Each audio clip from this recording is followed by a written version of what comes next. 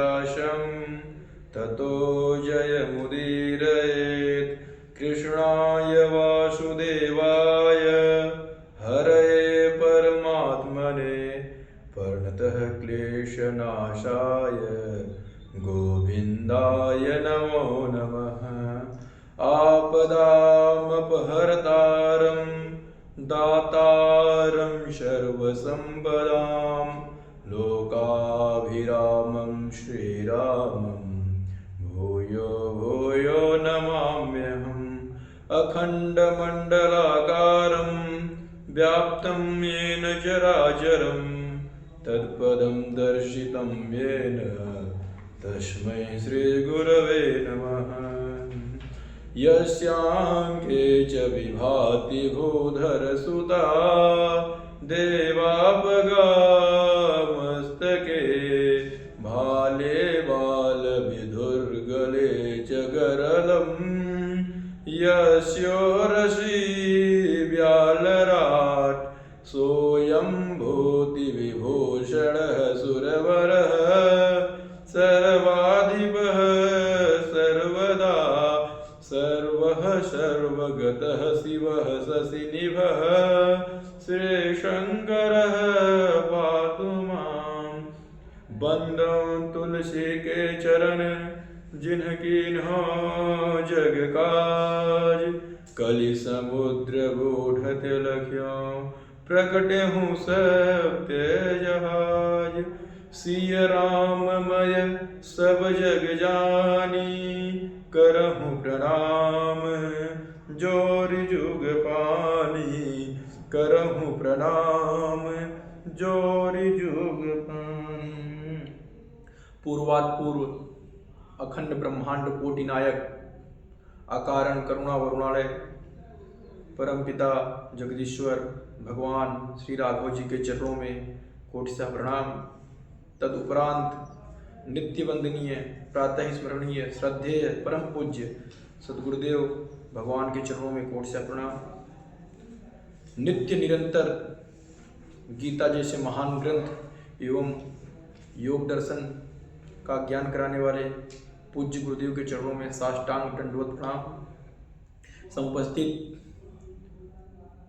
सभी भाइयों को एवं आचार्य श्री को राधे राधे, जय श्री कृष्णा। आइए हम सभी कथा में जुड़े उससे पूर्व 2 बार हरि नाम संकीर्तन फिर कथा में जुड़ेंगे। राजा राम राजा राम राजा राम राजा राम राजा राम राजा राम राजा राम राजा राम राजा राम राजा राम राजा राम राजा राम राजा राम राजा राम राजा राम राजा राम। सीताराम सीताराम सीताराम सीताराम सीताराम सीताराम सीताराम सीताराम सीताराम सीताराम सीताराम सीताराम। राधे श्याम राधे श्याम राधे श्याम राधे श्याम राधे श्याम राधे श्याम राधे श्याम राधे श्याम राधे श्याम राधे श्याम राधे श्याम राधे श्याम राधे श्याम राधे श्याम राधे श्याम राधे श्याम। बोलिए श्यावर रामचंद्र भगवान की जय, शंकर भगवान की जय, हनुमान जी महाराज की जय, पूज्यपाद गोस्वामी जी महाराज की जय, रामचरितमानस भगवान की जय। हर हर महादेव शंभु। जैसा कि हम सभी विगत कई सत्रों में भरत चरित्र का श्रवण कर रहे हैं और आज हम सभी अंतिम स्थल पर पहुँचे हैं, जहाँ आज हम सभी भरत चरित्र को समापन की ओर ले जाएंगे। परंतु उससे पूर्व हम थोड़ा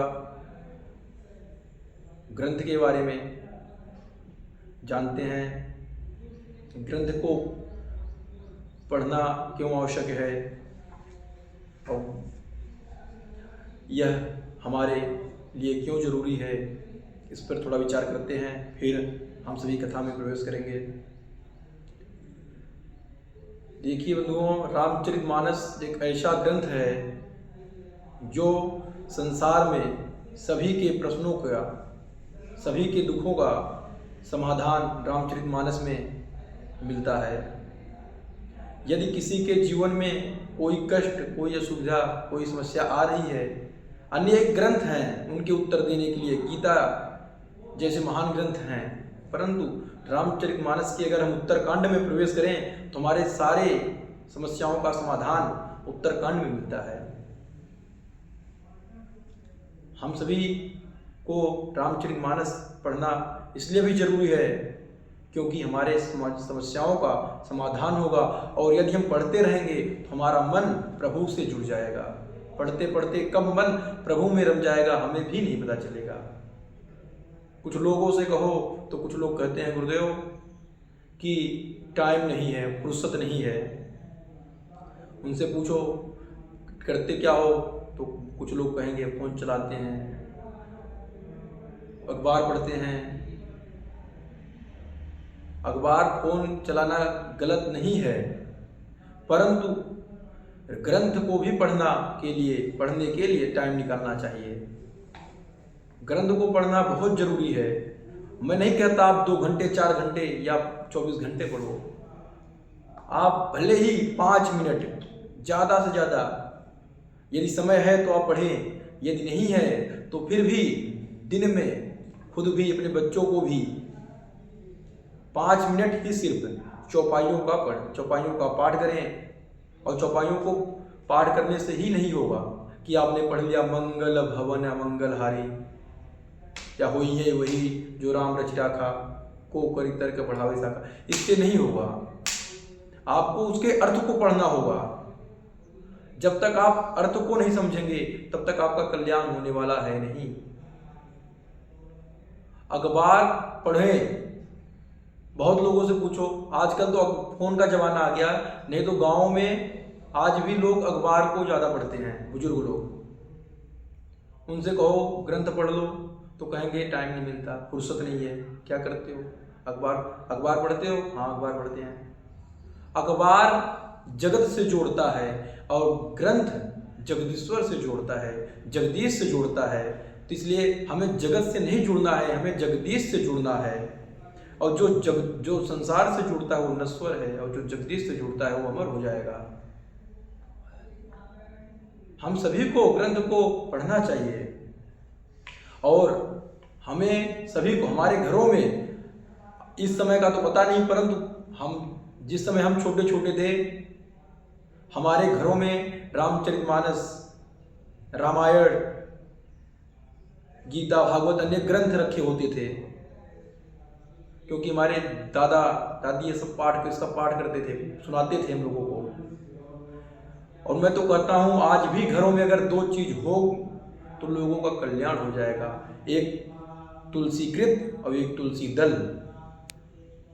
ये दोनों ही कल्याण कर देंगे, क्योंकि ताप हरत तुलसी जगत तम हर करत प्रकाश, दो तारण तरण है तुलसी तुलसीदास।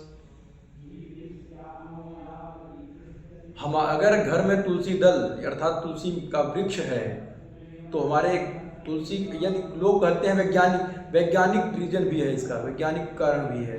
यदि घर में तुलसी हो तो नकारात्मक ऊर्जा घर में प्रवेश नहीं करती, व्यक्ति बीमार नहीं होते। और अब जब तुलसीकृत रामायण रामचरितमानस होगी तो व्यक्ति उसका जब पाठ करेंगे तो अपने आप जीवन पवित्र होता जाएगा। इसलिए दोनों ही जरूरी हैं जीवन में। फुर्सत नहीं है तो फुर्सत निकालो। कहीं एक बार एक महात्मा कथा कर रहे थे, वहां पर एक व्यक्ति था जिसने कहा, वहां कथा हुई, सारे गांव के लोग आए, सब लोग आते थे, कथा सुनते थे। एक दिन बाबा ने पूछा, क्या सब लोग गांव के आते हैं? महंत जी पूछें तो सबने कहा हाँ सब लोग आते हैं, परंतु एक व्यक्ति है जिसके पास बहुत काम होता है, वो नहीं आ पाता कथा। कहें ठीक है, कल उसे मेरा संदेशा देना कि वो भी आके कथा सुने। काफ़ी दिन बीतता है, 9 दिन बीत जाते पर वो आता नहीं है। महंत जी पूछते हैं कि क्या वह व्यक्ति आज आया था कथा सुनने? उन्होंने कहा नहीं, आज भी नहीं आया। कहें मैं कथा को 2 दिन और आगे ले चलता हूँ, मैं 2 दिन और आगे कथा कर दूंगा, उसे बुला लाना, वो कथा सुने, उसका कल्याण होगा। जब लोग उससे जाते हैं, बताते हैं कि बाबा जी कह रहे थे कि तुम आओ, तुम्हारे लिए 2 दिन कथा और बढ़ा दी गई। वह व्यक्ति कहता है यदि मेरे लिए बढ़ाई गई है तो मैं जरूर आऊँगा, अवश्य कोशिश करूँगा आऊँगा। 2 दिन कथा हो जाती है। महंत जी पूछते हैं क्या वह व्यक्ति आया? लोग कहते नहीं, वह अभी भी नहीं आया। महंत जी को सुबह निकलना था अगले दिन। महंत जी जैसे ही जाने को तैयार हुए, अगले दिन गांव में सुबह ही सुबह हल्ला हुआ, शोर मचा, चारों तरफ लोग दौड़े, सुनने में आया कोई व्यक्ति खत्म हो गया। सब लोग उसे कंधे पे ले जाने लगे। तो बाबा जी के पास आए, बाबा जी भी रुक गए। बाबा जी ने कहा रुको, इसे उतारो। लोगों ने कहा क्यों उतारे हैं, ये तो मर गया, इसे क्या करना है? बाबा जी कहा मैं कह रहा हूँ उतार दो। तो लोग, कुछ लोग थे कहे अगर बाबा जी कह रहे हैं तो बाबा जी शक्तिशाली हैं, क्या पता जिंदा कर दे, उतार दो। उतार दिया गया। बाबा जी उसके कान में कुछ कहने लगे। कुछ देर बीती, जी वो खड़ा नहीं हुआ। लोग कह रहे बाबा जी अब देरी हो रही है इसके संस्कार, अंतिम संस्कार में। बाबा जी फिर भी कहते हैं रुको अभी। फिर बाबा जी कान में कहने लगते हैं। लोग कहते हैं क्या पता बाबा शक्तिशाली हो, मंत्र के प्रभाव में टाइम लगे, इसलिए रुक जाओ। 1 घंटा बीतता है, 1.5 घंटे बीतते हैं। लोग कहते हैं बाबा ये तो होने वाला कुछ नहीं है, आप क्यों कर रहे हो? बाबा जी कहते हैं इसके पास अभी तक तो फुर्सत थी नहीं, अब इसके पास फुर्सत ही फुर्सत है, इसलिए मुझे इसे कथा सुनाने दो। इस कहानी से यह तात्पर्य मिलता है, यह सीख मिलती है कि फुर्सत तो हमें पूरी जिंदगी नहीं मिलने वाली। फुर्सत हमें निकालना पड़ेगा स्वयं, क्योंकि जिंदगी तब तक रहेगी फुर्सत न होगी काम से। जिंदगी जब तक रहेगी फुर्सत न होगी काम से। कुछ समय ऐसा निकालो, प्रेम कर लो राम से। जिंदगी जब तक रहेगी फुर्सत न होगी काम से, कुछ क्षण ऐसा निकालो, प्रेम कर लो राम से। क्योंकि हमें नहीं पता हमारे साथ अगले क्षण क्या होने वाला है। हम कहते हैं हमारे पास फुर्सत नहीं है फिर भी चाय पी रहे हो, फुर्सत नहीं है फिर भी फोन चला रहे हो। अरे उसी फुर्सत में और थोड़ा फुर्सत कर लो, उसी समय में कुछ और जोड़ लो, भगवान का नाम ले लो। फुर्सत होती नहीं, फुर्सत निकालनी पड़ती है। इसलिए मैं सभी से आग्रह करता हूँ कि सभी ज़्यादा देर नहीं, सिर्फ कुछ समय प्रभु का नाम, रामचरितमानस का पाठ अवश्य करें और हर घरों में होना चाहिए। अपने बच्चों को सिखाएं, शिक्षा दें, जिससे सबका कल्याण हो, इससे सबका कल्याण होगा। आइए हम सभी अपने कथा में प्रवेश करते हैं। हम कल गुरुदेव चर्चा कर रहे थे कि जब भरत जी ने सब कुछ बताया भैया को कि अब मैं अपने मन की बता दी कि मैं चित्रकूट में आप जो ऐसा आदेश दें वही किया जाएगा। अब 4 बैठक हो चुकी थी, 5वीं बैठक की तैयारी थी, क्योंकि अब राम जी ने कह दिया था कि बंटवारा होगा तो अपने दुखों का हम आधा आधा कर लेते हैं, तुम अयोध्या संभालो और मैं वन में 14 वर्षों बाद वापस आऊँगा। भाई राम जी ने आदेश दिया और सारी तैयारी हुई। राम जी का राज्याभिषेक भी नहीं हुआ। अत्रि जी के जो भरत नाम के कूप चित्रकूट में है, बांदा रोड पे, वहाँ सारा सामान डाला गया। जो उनके राज्याभिषेक के समावस्तु थे। उसके बाद 5वीं बैठक होती है। गुरुदेव भरत जी राम जी से जाते हैं, राम जी से प्रणाम करते हैं, कहते हैं मुझे चलने की आज्ञा दो, मुझे हमें जाने की आदेश दो। और कहते हैं अब गुसाई मोहि देउर जाई, सेवऊं अवध अवध भरी जाई। कहते हैं नाथ प्रभु मुझे आज्ञा दो, मैं अवध अयोध्या की सेवा अवधि भर, कहते हैं अवधि भर, अवधि अर्थात 14 वर्ष तक ही करूं, इसके आगे मैं सेवा करने वाला हूं नहीं, यदि आप आओगे नहीं तो। मैं 14 वर्ष के लिए ही, इसीलिए यहां पर कहा कि सेवाऊं अवधि अवधि भर जाई, कि अवधि भर ही सेवा करूंगा मैं। जितना दिन आपने कहा है 14 वर्ष, यदि एक क्षण भी ज्यादा हो जाएगा तो मैं सेवा करने वाला हूं नहीं, और मैं भी अपने प्राणों का त्याग कर दूंगा। भरत जी ऐसा कहते हैं। और यहाँ पर रजाई अर्थात गुरुदेव जो कहा कि अब गुसाई मोहि देव रजाई, रजाई अर्थात राजाज्ञा की बात की जा रही है। और राम जी राजा तो है नहीं, क्योंकि राजा तो उनके पिता द्वारा भरत जी को घोषित किया गया, क्योंकि जो उन्होंने राम जी को आदेश दिया वन और भरत को राज्य का, तो राजा तो भरत हुए 14 वर्षों के लिए। तो राजाज्ञा इसलिए यहाँ पर भरत जी ने कहा क्योंकि जब राम जी को भरत जी ने राजा बना दिया, उन्होंने राम जी को ही भरत राजा मानते, इसलिए राजाज्ञा की बात कही जा रही है। भरत जी ने आज्ञा मांगी और राम जी खड़े होते हैं, भरत जी को हृदय से लगाते हैं, गले से लगा के भरत जी को बहुत समझाते हैं।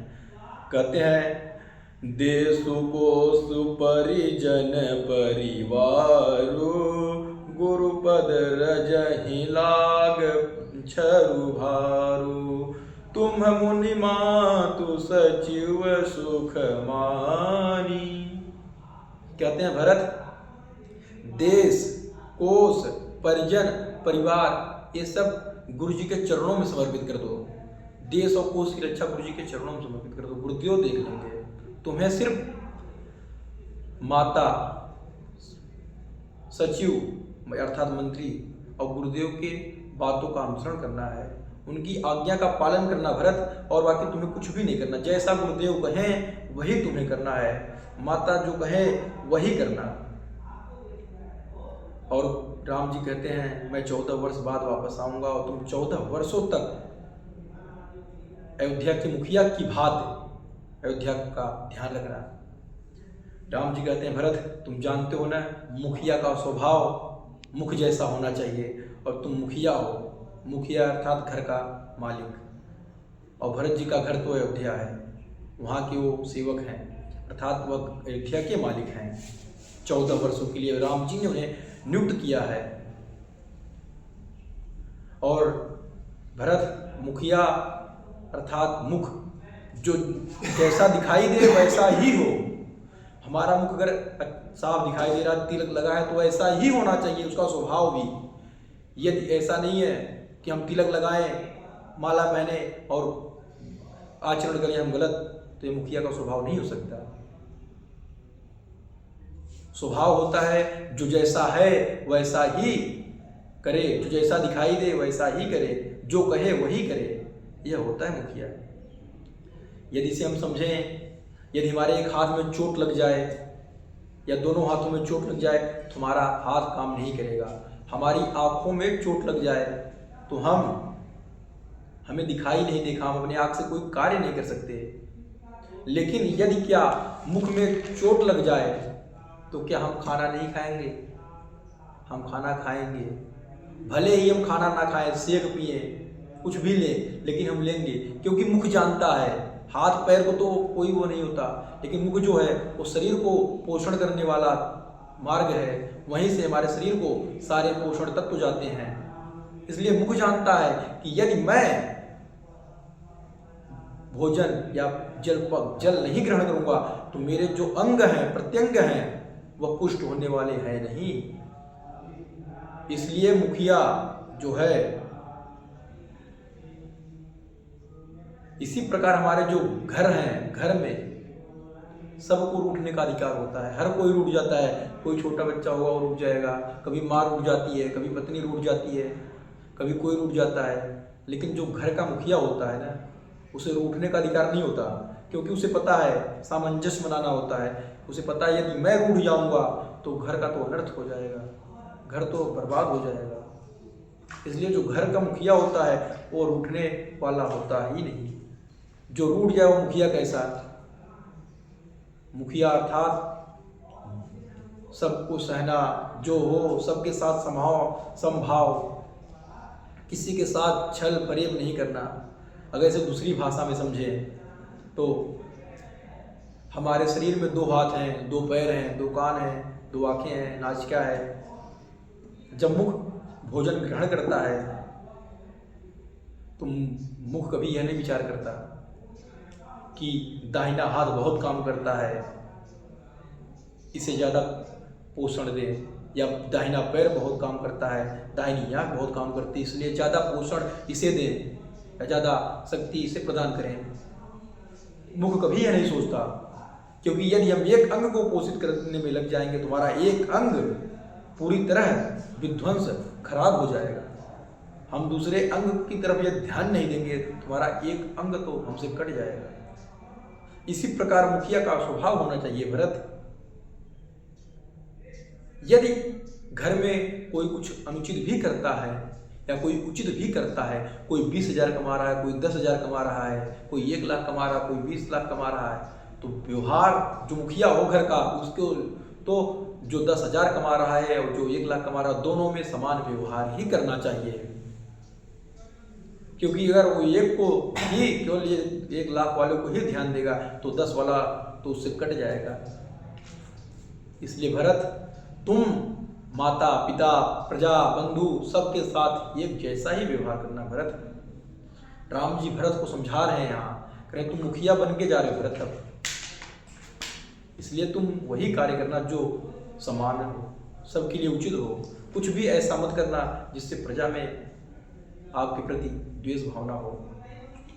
राम जी कहते हैं, मुखिया मुख सो चाहिए, खान पान कहूँ एक, पालई पोसई सकल अंग, तुलसी सहित विवेक।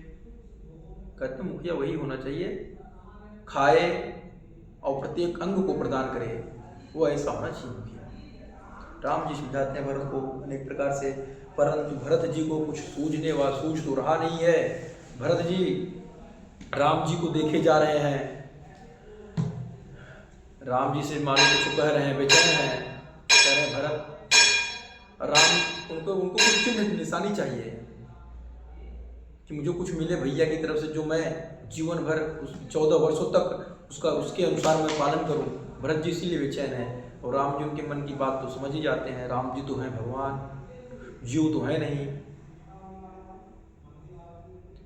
वो समझ जाते हैं। कहते अस्तु भरत को उनके मन की रक्षा करने के लिए मन की रक्षा करें प्रभु। इसलिए तुलसीदास जी ने लिखा है, गोस्वामी जी ने, प्रभु करी कृपा पावरी दीन्ही, सादर भरत शीस धर लीन्ही, पासादर भरत शीस धर लीन्ही, भरत मुदित अवलंबल है ते, अस सुख जस सिय राम रहे ते। जब भगवान प्रभु करी कृपा पावरी दीनी, प्रभु ने कृपा करके अपनी पावरी मतलब खड़ाऊ दे दी, और भरत जी ने उसे अपने सर पे रख लिया, और भरत जी इतने प्रसन्न होते हैं, लिखा है अवलंब, मतलब इतने खुश होते हैं, मुदित होते हैं, उनके हृदय में ऐसी प्रसन्नता होती है कि जैसे उनके साथ स्वयं सीताराम जी, भगवान राम और माँ सीता उनके साथ जा रहे हों। भरत जी सर पे रखते हैं, खड़ा और चलते हैं।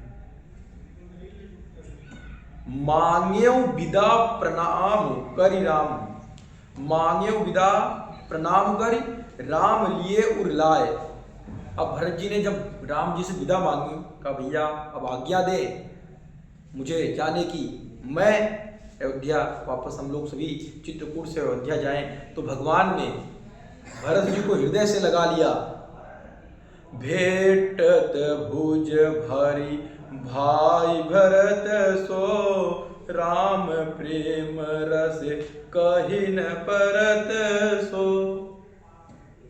अपने भाई को ऐसे भेंट रहे हैं, ऐसे हृदय से लगा के प्रेम कर रहे हैं कि तुलसीदास जी कह रहे हैं कहि न परत सो, मैं उसे कह नहीं सकता। राम जी भगवान हैं। और लिखा है गोस्वामी जी ने, धीर धुरंधर धीर त्यागा। कहते हैं जो धीर धैर्य को धारण करने वाले भगवान ने धीरज को, धैर्य को त्याग दिया और बिलख कर रोने लगे, खूब रोए भगवान।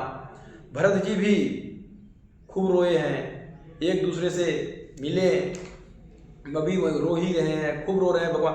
इतना मानव क्या रोएगा, कोई एक साधारण मानव।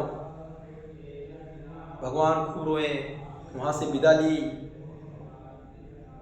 और 4 दिन बाद भरत जी चित्रकूट से प्रजा सहित अयोध्या वापस आते हैं। और 9वें दिन, 4 दिन में वापस आते हैं। उसके बाद 4 दिन तक महाराज जनक अयोध्या का सही से संभाल कर सुव्यवस्थित राज्य को चलाते हैं। उसके बाद 4 दिन इधर 4 दिन उधर 8 दिन बीत जाते हैं और 9वें दिन 8वें दिन ही महाराज जनक अपने सबसे आज्ञा लेके अपने धाम अपने राज्य चले जाते हैं। और 9वें दिन भगवान भरत जी राम जी की खड़ाऊ को लाकर राज सिंहासन पर रख देते हैं, उसकी विधिवत पूजा करते हैं और भरत जी को बुलाते हैं, समझाते हैं जो भी कार्य कहते हैं, भरत तुम अब माताओं की, पिता की, माताओं की, गुरु की सेवा करना। और गुरुदेव जब अयोध्यावासी वहाँ पर जो जितने अयोध्यावासी हैं इस समय अयोध्या में, सब लोग एक ही आस में हैं, 14 वर्ष बीतेगा, एक अवधि का इंतजार है कि अवधि समाप्त होगी। इसी आस में वो लोग अपने भोग विलास सुख समृद्धि सब त्याग देते हैं। वह सिर्फ एक ही चीज इंतजार करते हैं, अवधि पूरी होगी तो मेरे राम जी वापस आएंगे। लिखा है गोस्वामी जी ने, राम दरस लगी लोग सब करत नेम उपवास, तजी तजी भूषण भोग सुख जियत अवध की आस। लिखा है कि लोग राम के देखने के लिए, राम को देखने के लिए अपने मतलब नियम में रहने लगते हैं, उपवास करने लगते हैं। न खाने की सुख है न किसी चीज की, अपने सुख को छोड़ दिया, अपने भोगों को छोड़ दिया, जो औरतें थी श्रृंगार करना छोड़ दिया। और गुरुदेव यहाँ तक गोस्वामी जी ने अन्य एक ग्रंथ में लिखा है कि जब राम जी गए थे वनवास तो 14 वर्ष तक अयोध्या में ना कोई जन्म लिया और ना ही कोई मरा। लोग इतने नियम और व्रत से रहने लगे थे, केवल एक ही दर्श थी, एक ही चाह थी कि राम जब आए बस राम आ जाए। 14 वर्ष तक एक ही टक, एक ही नियम में चलते रहे, राम आ जाए, एक ही धारणा थी, एक ही सोच थी, राम, और कुछ नहीं चाहिए था उन्हें। 14 वर्षों तक सोचिए, एक भी ना कोई जिया ना कोई मरा। इसे कहते हैं इंतजार हो तो ऐसा। राम जी का इंतजार कर रहे हैं लोग। अब जब अयोध्या में कोई भी कार्य करना होता था तो भरत जी उसी पादुका के पास जाते थे, प्रणाम करते थे और मानो उससे पूछ रहे हों क्या जो मैं करने जा रहा हूँ ये उचित है या अनुचित। यदि उनके मन में आता था उचित है तो करते थे, अनुचित आता था तो नहीं करते थे। उसी पादुका से पूछ के कार्य करने लगे भरत जी। और फिर भरत जी के मन में विचार आया कि मैं यहाँ राजमहल में हूँ और भैया मेरे वनवास में है, नहीं, यह उचित नहीं है भरत। तुम दास हो और स्वामी कोई और है, यदि स्वामी वन में है तो तुम भी भरत वन में ही चलो। पहले ही वह शत्रुघ्न को सौंप चुके हैं माताओं का सेवा करना और गुरुदेव का आदर करना, और भरत वहां से चलते हैं नंदीग्राम के लिए। नंदीग्राम के लिए जब चले, वहाँ बनाई कुटिया में रहने लगे। फिर विचार किया, प्रभु भगवान ने तो मुनियों का वेश धारण किया है और मैं एक राजा का वेश में कैसे रहूं? मैं इतने सोना चांदी पहन के मैं धनु ये सब कैसे रह सकता हूँ? तो उन्होंने भी अपने सर पर जटाजूट धारण कर लिया और साधु के वेश में आ गए।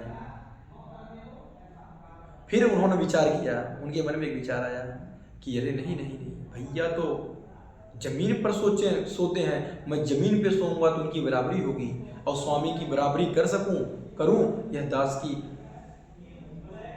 यह स्वामी की अवहेलना होगी, स्वामी का अनादर होगा। इसलिए भरत जी ने 6 फीट गड्ढा खुदवाया और 6 फीट नीचे गड्ढे में कुशा के आसन पर सोते थे। इसे कहते हैं प्रेम। वो चाहते तो राजमहल में भी रह सकते थे, लेकिन नहीं, वह अपने स्वामी, अपने प्रभु, अपने इष्ट, अपने भैया के प्रति समर्पण है उनके हृदय में। इसलिए वह जैसा भैया कर रहे हैं वैसा भी करने की नहीं सोच रहे हैं। वह ऐसा करेंगे तो वह उनके लिए अपमानजनक होगा। इसलिए वह 6 फीट के गड्ढे में नीचे सो रहे हैं। लिखा एकदम विधिवत लिखा गोस्वामी जी ने, मही खनि कुश साथरी संवारी। मही को मतलब धरती को खोदा और कुश की साथरी मतलब कुश का बिस्तर बनाया और उस पर रहने लगे भरत जी। यहाँ गोस्वामी जी ने एक बात और लिखी है कि भरत जी भी जो कंदमूल ही खा के जीवन यापन करते थे, भरत जी भी तपस्या करते थे, भरत जी भी पानी पी के ही रहने लगे। और लिखा गोस्वामी जी ने, देह दीनहु दीन दूबरी होई, घटई तेजुबल मुख छवि सोई। लिखा है कि जो देह है वह दिन पर दिन पतला होता जा रहा है। घटई तेज बल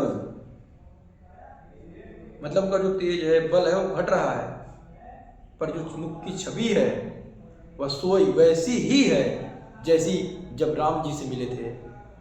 मुख की छवि उनके जा नहीं रही है। जो उनके मुख पे तेज है वो वैसा ही बना है, केवल उनका शरीर पतला हो रहा है, उनका पुरुषार्थ कम हो रही है।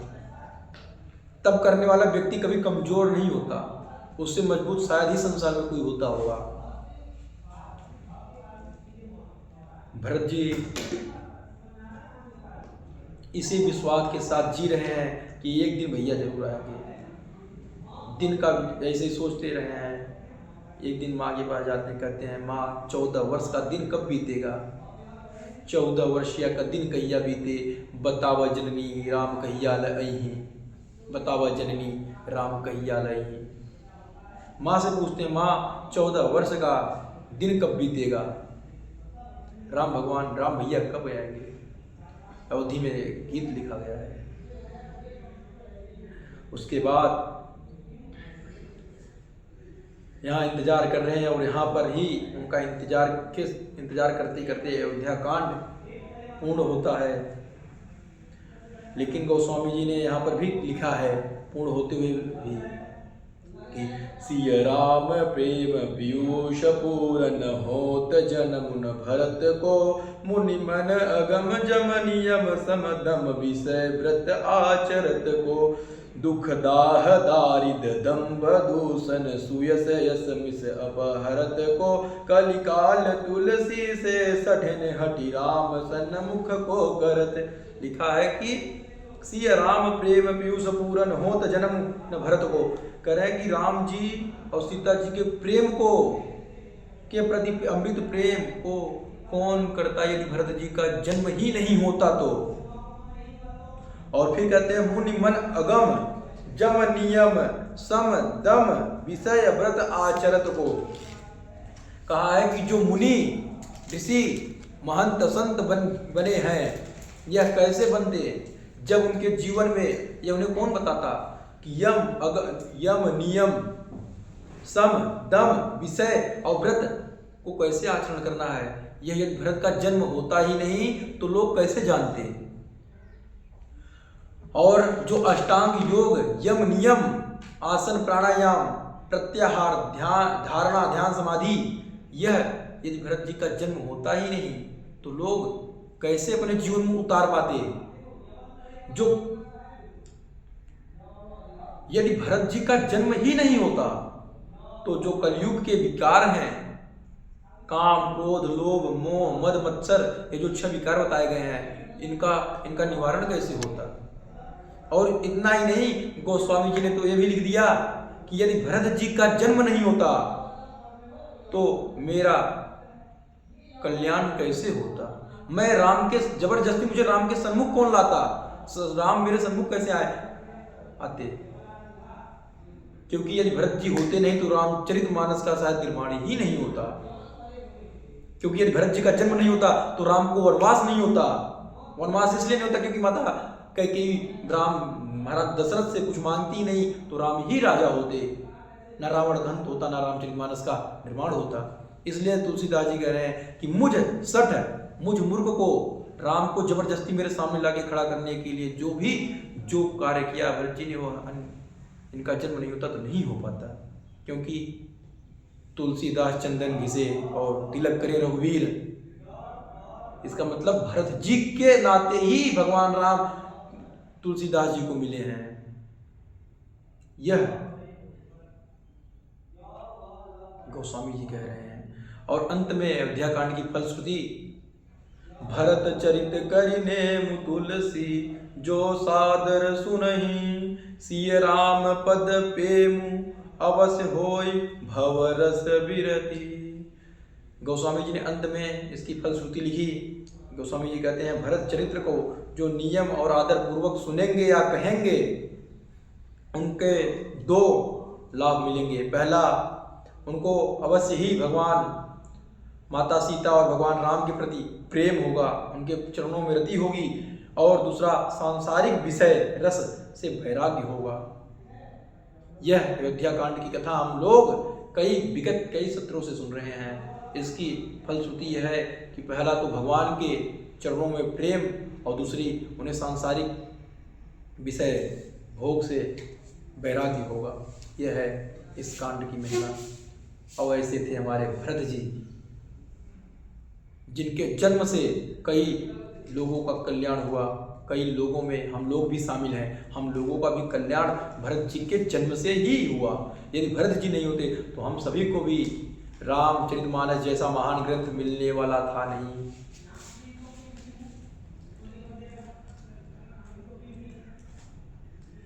हम सभी को नित्य प्रतिदिन रामचरितमानस का पाठ, अध्ययन और सुनना और सुनाना चाहिए। अपने बच्चों को सीख दें कि हम सभी अपने घरों में इसका पाठ करें, जिससे हम सभी का कल्याण हो, हम सभी उन्नति को प्राप्त करें, भगवान के चरणों में हमारी गति हो।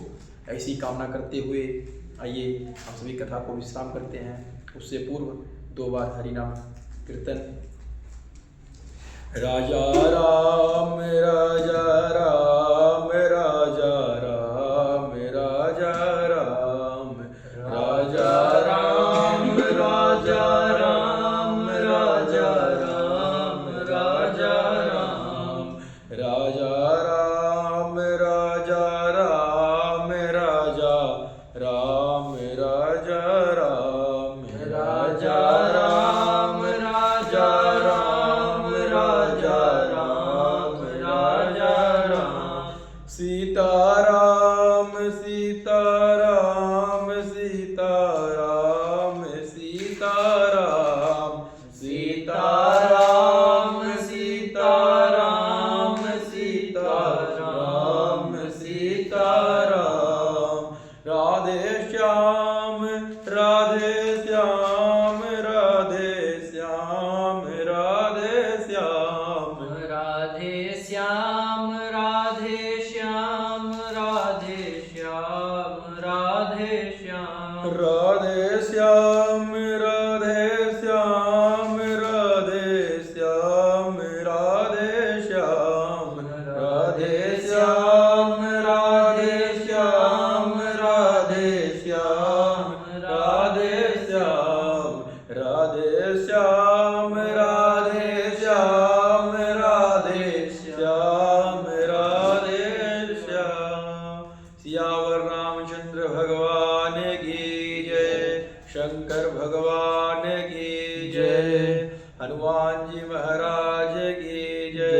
पूज्यपाद गोस्वामी जी महाराज की जय। रामचरितमानस भगवान की जय। हर हर महादेव। शंभो।